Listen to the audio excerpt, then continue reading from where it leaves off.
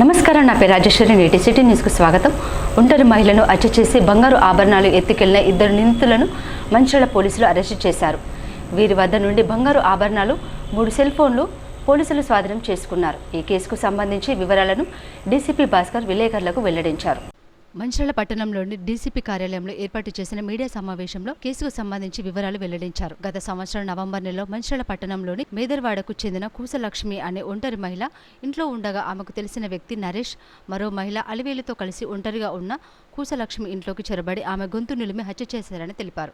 మృతురాలికి చెందిన సుమారు 4.5 తులాల బంగారు ఆభరణాలు, 20 తులాల వెండి పట్టీలను ఎత్తుకెళ్లారని అన్నారు. కేసు నమోదు చేసుకుని దర్యాప్తు చేస్తున్న క్రమంలో ఈ రోజు సదరు నిందితులు నరేష్, అలివేలు ఇద్దరు అనుమానాస్పదంగా మంచిర్యాల రైల్వే స్టేషన్ సమీపంలో తిరుగుతున్న క్రమంలో అరెస్టు చేశామని తెలిపారు. దొంగలించిన బంగారంలో కొంత భాగం యూనియన్ బ్యాంకులో అలివేలు గోల్డ్ లోన్ తీసుకున్నట్లు ఆయన వెల్లడించారు. నిందితులను అదుపులోకి తీసుకుని 2 తులాల బంగారంతో పాటు 20 తులాల వెండి పట్టీలు, 3 సెల్ ఫోన్లను స్వాధీనం చేస్తున్నట్లు తెలిపారు. మరో 2.5 తులాల నల్లపూసల తాడును రికవరీ చేయాల్సి ఉందని వెల్లడించారు. ఒంటరి మహిళలు జాగ్రత్తగా ఉంటూ జీవనం సాగించాలని తెలిపారు. ఏదైనా సమస్య వస్తే వెంటనే స్థానిక పోలీసులకు సమాచారం అందించాలని కోరారు. ఈ కేసు దర్యాప్తులో ప్రతిభ చూపిన పోలీసులను అభినందించి రివార్డులను అందించారు. ఈ కార్యక్రమంలో మంచిర్యాల పట్టణ సిఐ ప్రమోద్రావు, పోలీస్ సిబ్బంది పాల్గొన్నారు.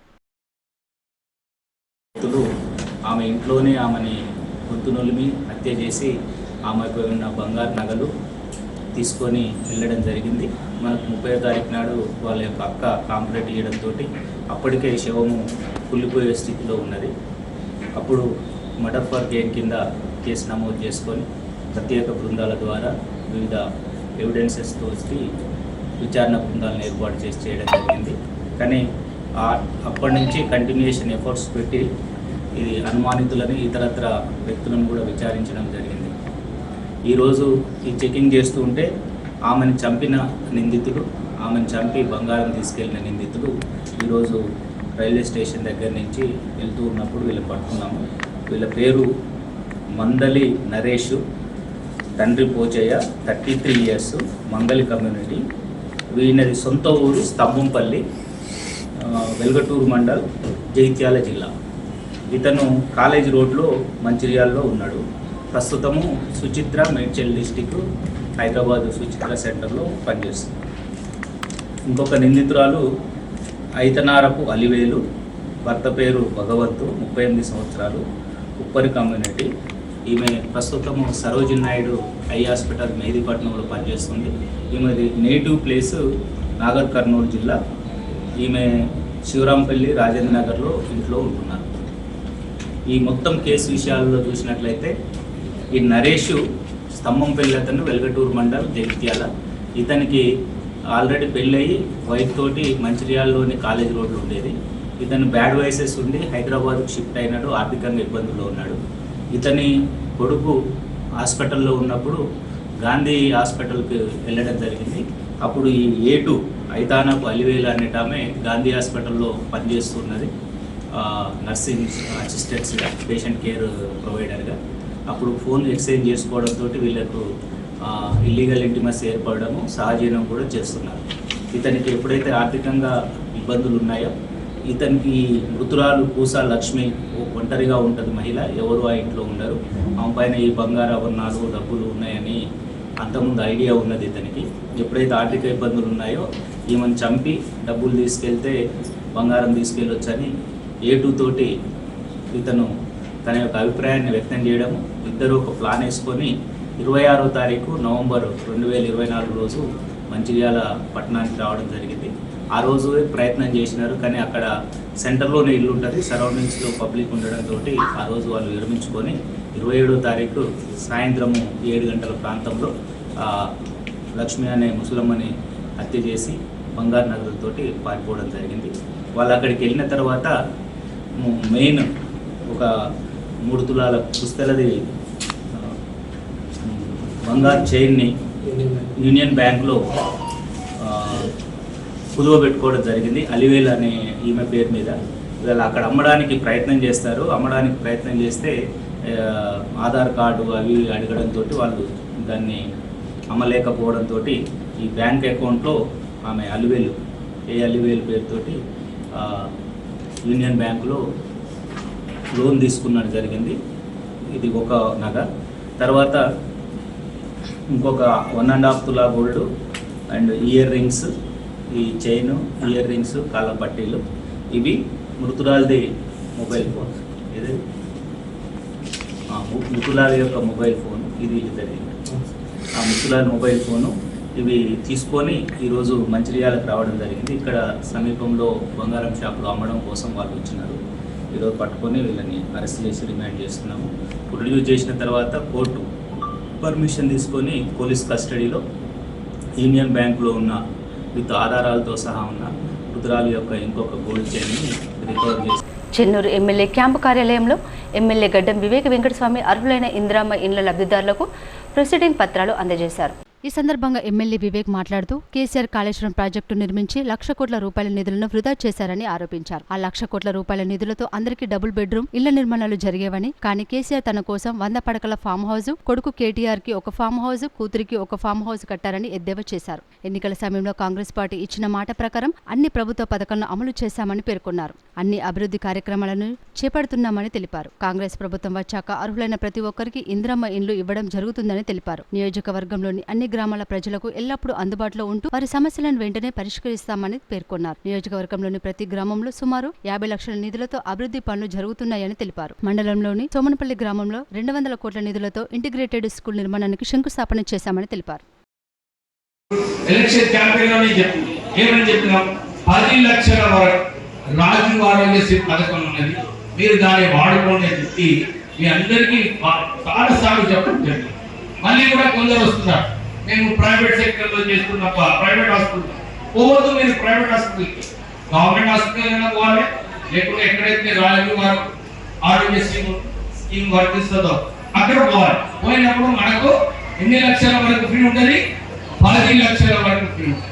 మీరు అందరూ చూస్తున్నారు, కోవిడ్ టైంలో ఎక్కువ హాస్పిటల్ ఛార్జెస్ అయినప్పుడు ఆనాటి టీఆర్ఎస్ ప్రభుత్వం మనకు ఏమి నిధులు పెట్టించలేదు, 5 లక్షలు కూడా నిధులు పెట్టాలి.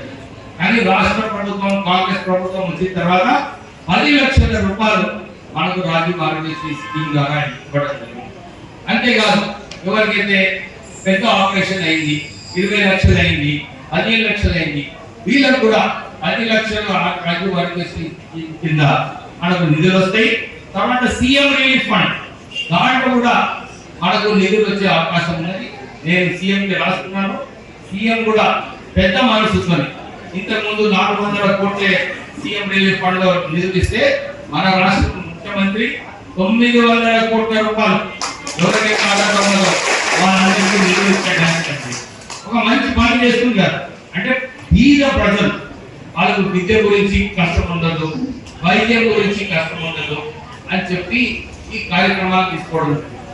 మనకు ఇల్లు ఇస్తున్నారు, మనకు గ్యాస్ ఫ్రీ ఇస్తున్నారు, ఎలక్ట్రిసిటీ 200 యూనిట్లు ఇస్తుంది కాంగ్రెస్ ప్రభుత్వం. ఇప్పుడు మనకు విద్య వైద్యంలో కూడా మనకు చేయిస్తున్నారు. మన రాష్ట్ర ప్రభుత్వం మనకు మంచి కావాలని చెప్పి నిధులు దాంట్లో కూడా కట్టేస్తారు. సో మనకు ఇల్లు, విద్య, వైద్యము, ఎలక్ట్రిసిటీ,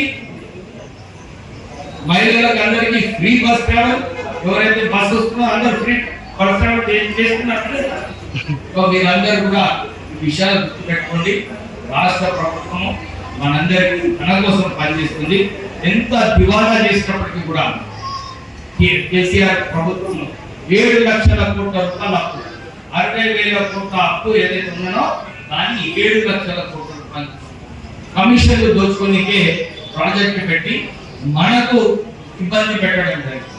సో మీరందరూ కూడా ఇది దృష్టిలో పెట్టుకోవాలి. చక్కగా కట్టుకోండి ఇల్లు. ఇది 600 స్క్వేర్ ఫీట్ కట్టాలి. ఎక్కువ కట్టిందంటే మళ్ళీ కంప్యూటర్ అప్పుకోదామా, అలా మీరు అందరూ రావద్దు సార్. కానీ 10 ఫీట్లు ఎక్కువ కట్టుకున్నారు సార్ మీరు ఏదైనా చేయాలి. ఎందుకంటే నేనేమో వింటూ మీ మాట, కంప్యూటర్ వింటుందా మీ మాట? వినదు. ఇప్పుడు ఎంపీడీ గారు ఏమన్నారు, వారానికి ఫోటో తీస్తూ మన కంప్యూటరే డిసైడ్ చేస్తారు. అరే వీళ్ళు చక్కగా కట్టుకున్నారు, వీళ్ళకు పైసలు రిలీజ్ చేయాలి అని చెప్పి మన అకౌంట్లలో మన పైసలు. మీరు మీ మీద కూడా ఈ బాధ్యత ఉంది. ఏం బాధ్యత ఉంది? ఏదైతే డైమెన్షన్ ఇచ్చిందో రాష్ట్ర ప్రభుత్వం దాని ప్రకారంగానే కట్టుకోండి, సరిగా కట్టుకోండి. ఇబ్బందుల నుండి ఎంపీ గారికి రాండి. మిమ్మల్ని ఉంటే ఆయన ఎక్స్ప్లెయిన్ చేస్తాడు, మా నాయకులు కూడా ఉంటారు, వాళ్ళు కూడా మీకు హెల్ప్ చేస్తారు. మీరందరూ కూడా చక్కగా తొందరగా ఇల్లు కట్టుకోవాలని చెప్పి మీ అందరితో కోరుతూ భూ సమస్యల పరిష్కారం కోసం ప్రభుత్వం ప్రతిష్టాత్మకంగా భూభారతి చట్టం తీసుకువచ్చిందని నస్పూర్ తహసీల్దార్ సంతోష్ కుమార్ తెలిపారు. భూభారతి కార్యక్రమంలో భాగంగా నస్పూర్లో రెవెన్యూ సదస్సును నిర్వహించారు. పట్టణంలోని తాళ్లపల్లి పునరావాస కాలనీలో నిర్వహించిన రెవెన్యూ సదస్సులో పలువురు భూ యజమానులు తమ సమస్యలు పరిష్కరించాలని అధికారులకు ఆర్జీలు అందజేశారు. ఈ సందర్భంగా తహసీల్దార్ సంతోష్ కుమార్ మాట్లాడుతూ ప్రజల నుండి వచ్చిన ఆర్జీలను క్షుణ్ణంగా పరిశీలించి సమస్యలు పరిష్కరించడానికి కృషి చేయడం జరుగుతుందన్నారు. 3 నుండి 4వ తేదీ వరకు తాళ్లపల్లి అంగన్వాడీ కేంద్రం వద్ద, తిగలపాడు పాత గ్రామ పంచాయతీ కార్యాలయం వద్ద రెవెన్యూ సదస్సులు నిర్వహించడం జరుగుతుందన్నారు. 5 నుండి 6వ తేదీ వరకు విలేజ్ నస్పూర్లోని పాత మున్సిపల్ కార్యాలయం, 10 నుండి 11వ తేదీ వరకు సీతారాంపల్లి గ్రామంలోని రైతు వేదిక వద్ద రెవెన్యూ సదస్సులు జరుగుతాయని అన్నారు. భూ సమస్యలు ఉన్నవారు రెవెన్యూ సదస్సుకు వచ్చి పరిష్కరించుకోవాలని ఆయన కోరారు. ఈ కార్యక్రమంలో ఆర్ఐ ప్రశాంత్, సింగరేణి ఎస్టేట్ అధికారి మహేష్ తదితరులు పాల్గొన్నారు. ఈరోజు 3 జూన్ నుంచి ప్రతిష్టాత్మకంగా అన్ని గ్రామాలలో రెవెన్యూ సదస్సులు నిర్వహించాలని, భూసమస్యలపై పెండింగ్ ఉన్న భూ సమస్యలపై రెవెన్యూ సదస్సులు నిర్వహించాలని ఆదేశాలు జారీ చేసినారు. దానిలో భాగంగా 3వ తారీఖు 3 జూన్ 4 జూన్ రోజు మన నస్పూర్ మండలంలో తాళ్లపల్లి గ్రామం, తీగలపాడు గ్రామంలో రెవెన్యూ సదస్సులు నిర్వహిస్తున్నాం. తాళ్లపల్లి దానికి తహసీల్దార్ టీం లీడర్గా, తీగలపాడు గ్రామం దానికి డిప్యూటీ తహసీల్దార్ టీం లీడర్గా ఉండి రెవెన్యూ సదస్సులు నిర్వహిస్తున్నారు. 5, 6, 9 తేదీలలో నస్పూర్ గ్రామంలో నిర్వహిస్తున్నాం. 10, 11 తేదీలలో సీతారాంపల్లి గ్రామంలో రెవెన్యూ సదస్సులు నిర్వహిస్తున్నాం. దీనికి సంబంధించిన ప్రజలందరూ అంటే మామూలుగా ఇంతకన్నా ముందు మీ సేవలో అప్లై చేస్తూ దానికి మీ సేవ ఫీ కడితే మాత్రమే మీ సేవ నుంచి అప్లై చేసుకుని వీలుంటుండే. ఇప్పుడు అది అక్కర్లేదు. మామూలుగా మా దగ్గర దరఖాస్తు ఫారం మేమే ఇస్తాము. మేమే అతన్ని ఆన్లైన్లో అప్లోడ్ చేసి అతనికి చేస్తాము. ఓన్లీ విరాసత్ లాంటిది ఉంటే ఆ ఫీ, దానికి సంబంధించిన ఫీ మాత్రమే కట్టాల్సింది. మిగతా ఇంకేం కాకపోతే ఈ అప్లికేషన్ ఫారం ఫీ ఈసారి లేకుండా మేమే దరఖాస్తులు తీసుకొని అందరికీ వాళ్ళ సంబంధిత మిస్సింగ్ సర్వే నెంబర్ కానీ, మన ఏదన్నా ఎక్స్టెంట్ కరెక్షన్ కానీ, విరాసత్ కానీ ఇటువంటి ఏమున్నా మేము వాటిని చేసి వెంటనే వాళ్ళకు దాని తర్వాత ఎంక్వైరీ చేసి వాళ్ళకు కొత్త పట్టదారు పాస్బుక్లు అందిస్తాం. కాగా చెన్నూరు మండలం బాపురావుపేట గ్రామంలో భూభారతి రెవెన్యూ సదస్సు నిర్వహించారు. మండలంలోని రెవెన్యూ గ్రామాల వారీగా సంబంధిత రెవెన్యూ గ్రామ పరిధిలో గల గ్రామ పంచాయతీ కార్యాలయంలో ఈ నెల 3వ తేదీ నుండి 20వ తేదీ వరకు సదస్సులు నిర్వహించబడతాయి. ఈ రెవెన్యూ సదస్సులో రైతుల వద్ద నుండి భూ సమస్యలపై రెవెన్యూ అధికారులు దరఖాస్తులు స్వీకరిస్తారు. గ్రామంలో భూ సమస్యలు ఉన్నవారు షెడ్యూల్ను అనుసరించి దరఖాస్తుతో పాటు సమస్యకు సంబంధించిన పత్రాలు జతపరిచి సమర్పించాలని ఎంఆర్ఓ మల్లికార్జున్ పేర్కొన్నారు. ఈ రెవెన్యూ సదస్సులను చెన్నూరు మండల ప్రజలు, రైతు సోదరులు సద్వినియోగం చేసుకోవాలని ఎంఆర్ఓ సూచించారు. తీసుకురావాల్సిందిగా ఈ సందర్భంగా కోరుకుంటున్నాం. దానిలో భాగంగా ఈరోజు ముందుగా డే 1 రోజు మనకు బావరావుపేట అండ్ అస్సాం విలేజ్లో రెవెన్యూ సదస్సు అనేది మొదలుపెట్టుకోవడం జరిగింది. ప్రస్తుతం మనం బావరావుపేట విలేజ్లో ఉన్న బావరావుపేట సంబంధించి ఇదివరకు 4 దరఖాస్తులు రావడం జరిగింది. సో వాళ్ళు మేజర్గా వారసత్వంగా విరాసత్ ద్వారా కోరుతున్నారు. అలాగే కొన్ని డిజిటల్స్ అయిన పెండింగ్ ఉన్న దరఖాస్తులు కూడా రావడం జరిగింది. అలాగే సాదాపైన దరఖాస్తులు కూడా వాళ్ళు గ్రామస్తులు ఇవ్వడం జరుగుతుంది. కాబట్టి ఎవరికైనా సరే చెన్నూరు మండల పరిధిలో ఈ 3వ తారీఖు నుంచి 20వ తారీఖు వరకు ఇటు సదస్సులు అందరూ కూడా సద్వినియోగపరుచుకొని గతంలో వారికి ఏదైనా ఇష్యూస్ ఉంటే కూడా ఈ రెవెన్యూ సదస్సుల ద్వారా పరిష్కారం చేయడానికి మేము అందరం సిద్ధంగా ఉన్నాం. కాబట్టి చెన్నూరు మండల ప్రజలందరూ అవకాశాన్ని సద్వినియోగపరుచుకొని దరఖాస్తులు ఇవ్వాల్సిందిగా ఈ సందర్భంగా చెన్నూరు నియోజకవర్గ కేంద్రంలో కాంగ్రెస్ నేతల మధ్య సయోధ్య కరువై వర్గ విభేదాలు తారస్థాయికి చేరాయి. ఇరు వర్గాల నేతల మధ్య అంతర్గత కుమ్ములాటలు కొనసాగుతున్నాయి.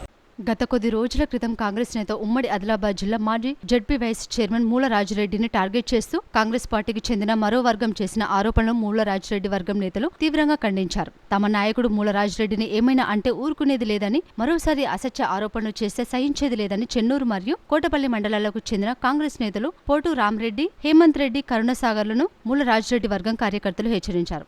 40 ఏళ్ల నుంచి కాంగ్రెస్ పార్టీలో ఉన్నావు. ఏనాడన్నా మరి నీకు ఎవరన్నా ఇన్ఛార్జ్ ఇచ్చిండ్రా? ఏనాడన్నా ఎవరన్నా నిన్ను నమ్మిండ్రా? నిన్ను నమ్మి ఎవరన్నా పనిచేసిండ్రా? ఎవరైతే నాయకులు ప్రజల దగ్గర ఉంటారో, ప్రజల కష్టాలలో ఉంటారో, ప్రజలకు పని చేస్తారో అటువంటి నాయకులతోనే ఎవరైనా ఏ పార్టీ అయినా పని తీసుకుంటుంది. మీ స్థాయి ఏందో ఆయన స్థాయి ఏందో అక్కడనే అర్థమవుతుంది. కాబట్టి ఇంకొకసారి మూల రాజిరెడ్డి గారి మీద ఎటువంటి ఆరోపణలు చేసినా, ఎటువంటి అభాండాలు వేసినా భరించేది లేదు, సహించేది లేదని పత్రికా ముఖంగా తెలియజేస్తూ అదేవిధంగా ఇటు రామరెడ్డి అనేటటువంటి వ్యక్తి రామటెంగి కేశయ్య అనే వ్యక్తి యొక్క ఒక 2 ఎకరాల భూమిని కబ్జా చేసి దాంట్లో ఆయన కోర్టు ఆర్డర్స్ ఉన్నాయి, రామటెంగి పోషయ్య భూమి అని కోర్టు ఆర్డర్స్ ఉన్నా ఆయన అజమాయిషీ చేస్తూ ఆయన అధికారాన్ని ప్రయోగిస్తూ ఆ భూమిని గుంజుకొని ఇవాళ 2 ఎకరాల మామిడి తోట పెట్టుకున్న వ్యక్తివి నువ్వు కాదా అని ఈ పత్రికాముఖంగా తెలియజేస్తున్నాం జనానికి. కాబట్టి మీ స్థాయి, మీ చరిత్ర, మీ లెక్కలేందో మీరు తెలుసుకొని, మీరు ఎక్కడున్నారో తెలుసుకొని ఆయన మీద మాట్లాడాలని చెప్పి కోరుతున్నాం. మంచిర్యాల మున్సిపల్ కార్పొరేషన్లో పనిచేస్తున్న అవుట్ సోర్సింగ్ కాంట్రాక్టు కార్మిక సమస్యలు పరిష్కరించాలని కోరుతూ మున్సిపల్ కాంట్రాక్ట్ వర్కర్స్ యూనియన్ ఆధ్వర్యంలో జిల్లా కలెక్టర్కు పలు డిమాండ్లతో కూడిన వినతి పత్రాన్ని అందజేశారు. ఈ సందర్భంగా యూనియన్ జిల్లా working president MD Sohel Khan మాట్లాడుతూ కార్పొరేషన్లో పనిచేస్తున్న అవుట్ సోర్సింగ్ కాంట్రాక్టు కార్మికులకు 2 నెలలుగా జీతాలు చెల్లించకపోవడంతో ఇబ్బందులు పడుతున్నారని అన్నారు. విద్యా సంవత్సరం ప్రారంభం కాబోతుండటంతో పిల్లలకు దుస్తులు, పాఠ్యపుస్తకాలు, ఫీజులు చెల్లించాల్సి ఉంటుందని, అలాగే ఈ నెల 7న బక్రీద్ పండుగ ఉన్నందున వెంటనే 2 నెలల వేతనాలు అందజేయాలని ఆయన అధికారులను కోరారు. తమ వేతనాలను ట్రెజరీ నుండి తొలగించి పాత పద్ధతిలోనే జీతాలు చెల్లించాలన్నారు. ఈ కార్యక్రమంలో కాంట్రాక్టు కార్మిక సంఘం నాయకులు ఆవునూరు లింగయ్య, బూడిద సాగర్, సిహెచ్ లింగయ్య, బాపు, మల్లయ్య, మొగిలి తదితరులు పాల్గొన్నారు. మున్సిపాలిటీలో పనిచేస్తున్నటువంటి అవుట్ సోర్సింగ్ కార్మికులకు 2 నెలల జీతభత్యాలు రాకపోవడం వల్ల మరి కార్మికులు పడుతున్నటువంటి ఇబ్బందుల దృష్ట్యా మున్సిపల్ కాంట్రాక్ట్ వర్కర్స్ యూనియన్ ఆధ్వర్యంలో ఈరోజు జిల్లా పాలనాధికారిని మరి కలిసి వినతి పత్రం ఇవ్వడం జరిగింది. ఈరోజు ఏదంటే చాలీ వేతనాలతోని కార్మికులు ఇబ్బందులు పడుతూ ఉన్నారు. మరి ఏప్రిల్, మే 2 నెలలకు సంబంధించినటువంటి వేతనాలు రాలేదు. మరి ఈ విషయంపై పలు దఫాలుగా కొత్తగా వచ్చినటువంటి కమిషనర్ గారిని కూడా మరి మా యొక్క యూనియన్ తరఫున కలవడం అనేది జరిగింది.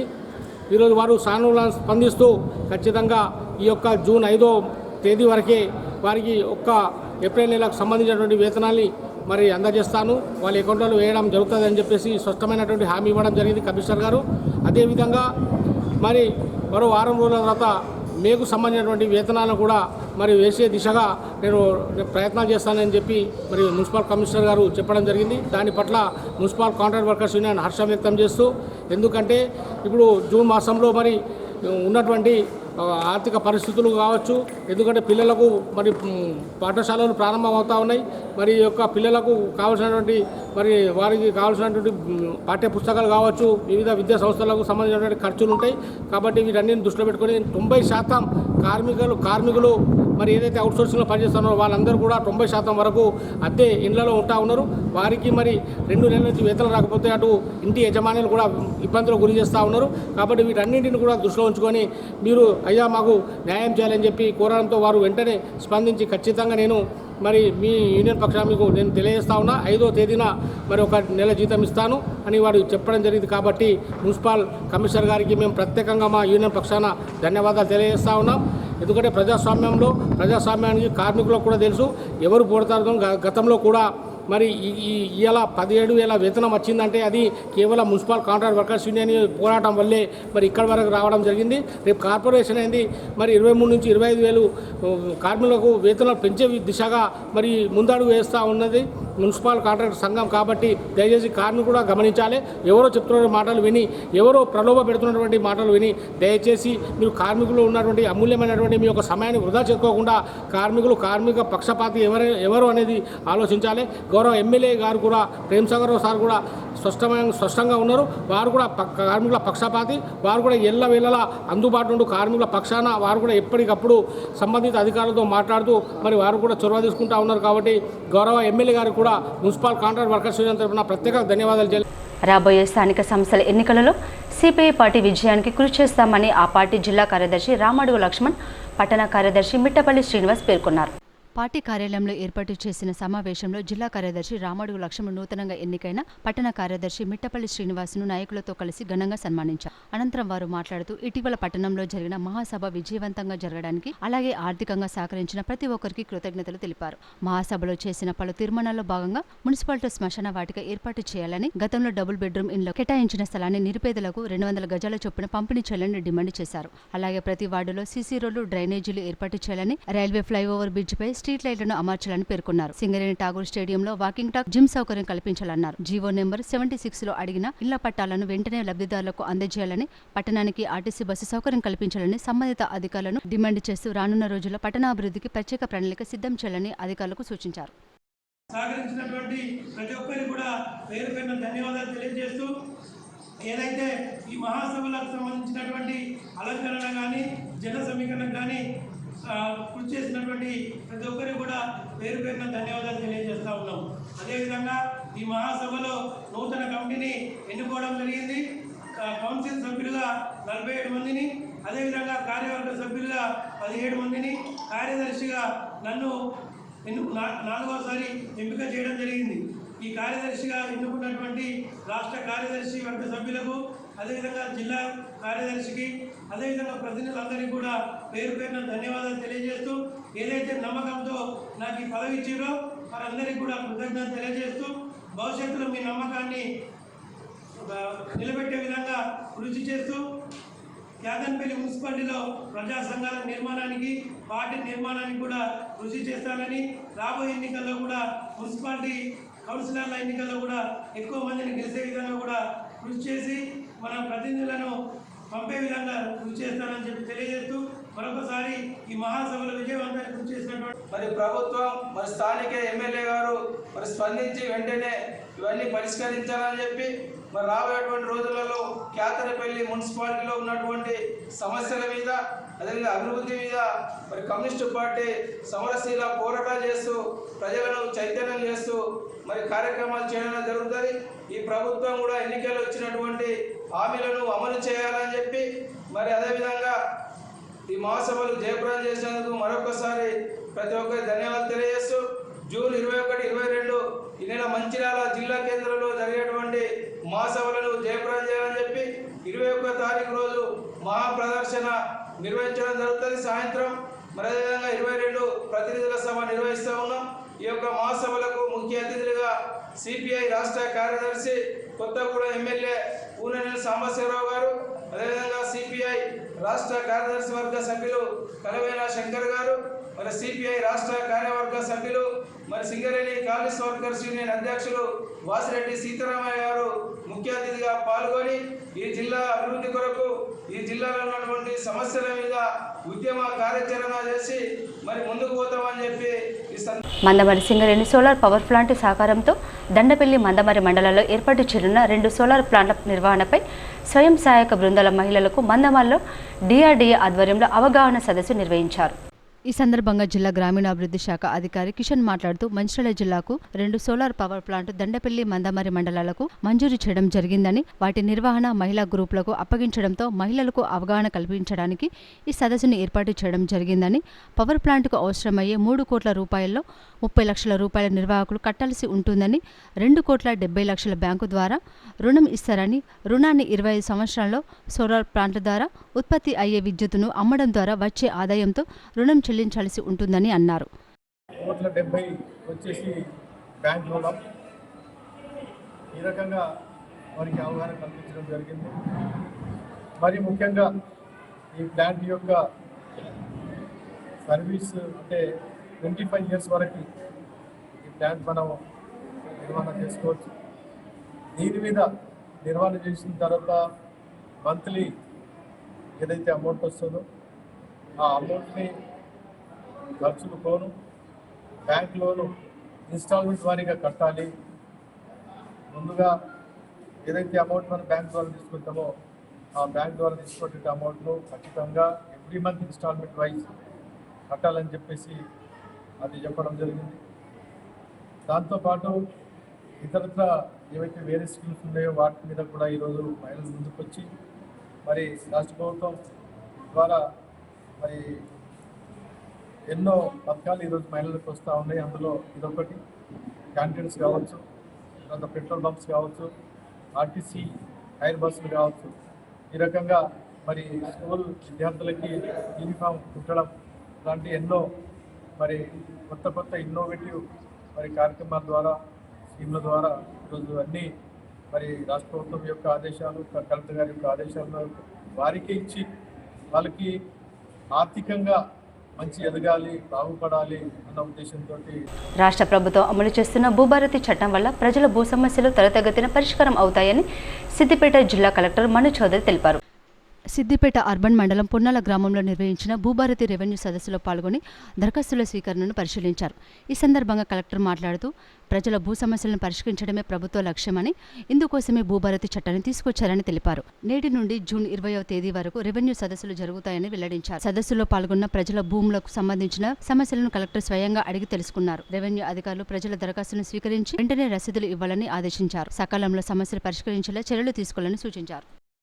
రంగారెడ్డి జిల్లా చాందనగర్లో బీఆర్ఎస్ నాయకులు పర్యటించారు. రైల్వే అండర్ బ్రిడ్జిలో నిలిచిపోయిన మురికి నీరు పరిశీలించారు. డ్రైనేజీ వాటర్ను వెంటనే తొలగించాలని వారు డిమాండ్ చేశారు. Papireddy colony Chandanagar underpass railway బ్రిడ్జిలో నిండిన వర్షపు నీటిని పర్యవేక్షించిన బీఆర్ఎస్ రాష్ట్ర నాయకుడు రవి యాదవ్ పర్యవేక్షించిన అనంతరం ఆయన మీడియాతో మాట్లాడుతూ షేర్లింగంపల్లి 106 డివిజన్లో సకల సమస్యలతో ప్రజలు కొట్టుమిట్టాడుతున్న మీసాలకు సంపంగి నూనె రుద్దుకున్నట్లు స్థానిక ఎమ్మెల్యే కార్పొరేటర్ కుమ్మక్కై చందానగర్ అండర్ పాస్ రైల్వే బ్రిడ్జిలో నిలిచిన తొలగించడంలో పూర్తిగా విఫలమయ్యారని ఆరోపించారు. ఇందులో మురిగే కుక్కలలాగా ప్రజల సమస్యలు పరిష్కరించకుండా జీహెచ్ఎంసీ జోనల్ కమిషనర్తో పాటు డిప్యూటీ కమిషనర్ వ్యవహారం ప్రజలకు నచ్చడం లేదని తెలుస్తుందన్నారు. ఇటు సిటీ న్యూస్ ఇంతటితో సమాప్తం. తిరిగి ప్రసారమే సిటీ న్యూస్లో మళ్ళీ కలుసుకుందాం. అంతవరకు సెలవు. నమస్కారం.